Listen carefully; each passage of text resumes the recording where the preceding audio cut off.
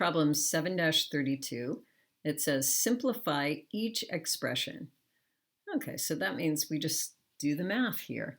So I'm going to copy down the first one, which is A, and that is 2/3 times 0.8. 2/3 times 0.8. Okay, this will be a little easier if we convert that decimal into a fraction. So we can make this 2/3 times 8/10, because 0.8 is equal to 8/10. And then we can just multiply across. 2 times 8 is 16. 3 times 10 is 30. And then we can reduce this at least by 2. I can divide 16 by 2 and get 8, and divide 30 by 2 and get 15. So once we get there, we can't really go any farther. So that's simplified as far as it will go. All right, so B is 4/3 times 3/7.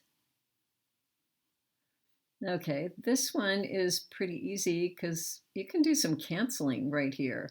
You can cancel the 3 on the bottom and the 3 on the top, and so you get 4/7. Okay, so that was an easy one. Okay, C, it's -5/6, and that's times 4/7.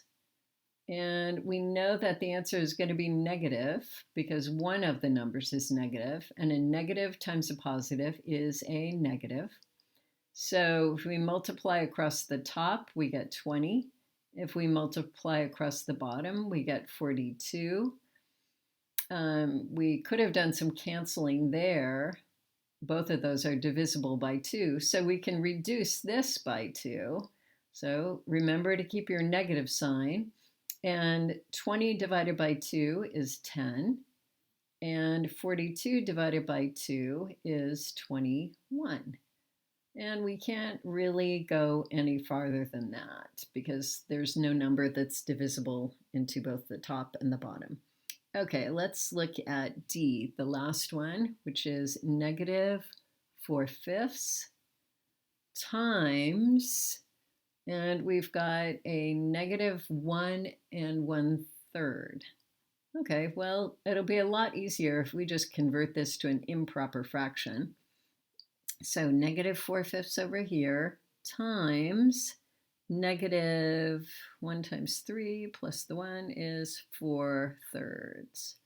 Okay, now we've got a negative times a negative.